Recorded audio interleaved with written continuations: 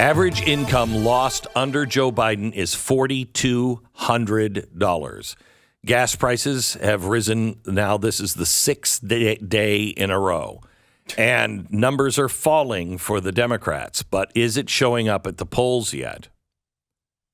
Yeah. I think some of the early Democratic momentum pitch that we heard has started to fade quite a bit. We went through this on Stu Does America on Friday, did our first, sort of chalkboard magnet to all the states, break down the Senate look.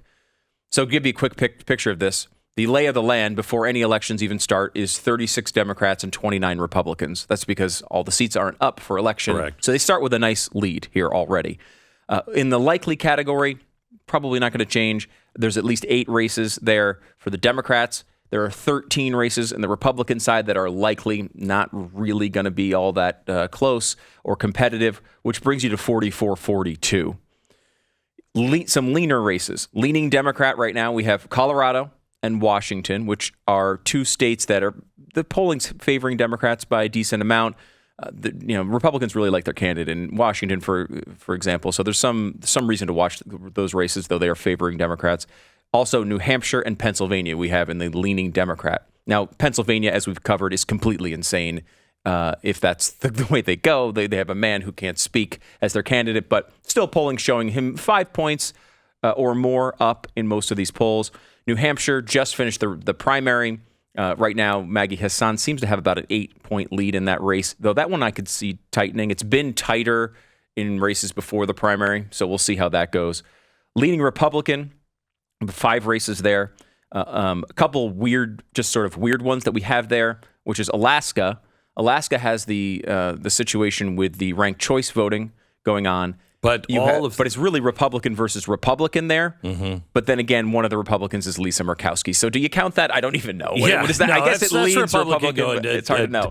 Democrat. Right. But how's she performing in the polls? Because the others dropped out to kind of coalesce around Murkowski's. I will believe Murkowski gets beaten when it actually occurs. The fact that this woman ran a write-in campaign for the Senate and won. She won a write-in campaign for the Senate. The name goes a long way in Alaska, Murkowski.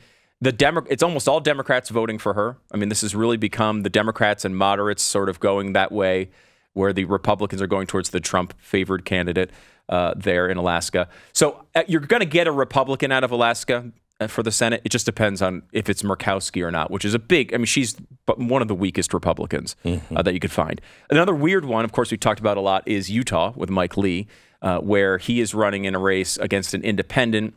There have been some close polls in this race. I don't believe it. I don't believe it. I still think this is a strong Republican state. I think Lee will win there, but it's closer than certainly I'm sure Mike wants. Mike always, even when he's not running for election, he's like, I got to listen to the people because the people, they could throw me out of office at any time. Sure. And I think there's a part of Mike that,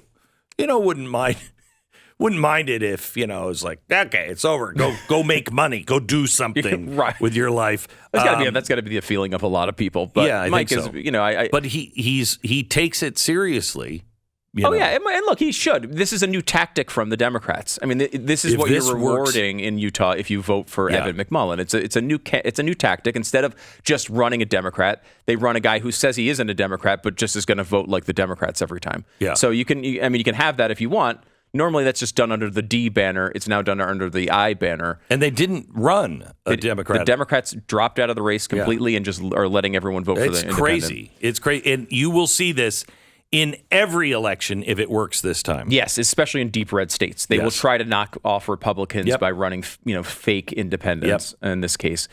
Missouri is out there as well. Eric Schmidt has a pretty solid, sizable lead. He should win there. Florida is closer than I think it should be with Marco Rubio. Oddly, most of the polls only have him up by 4 or 5 points. You're kidding me. Yeah, and this is in a race where obviously DeSantis is likely going to win handily.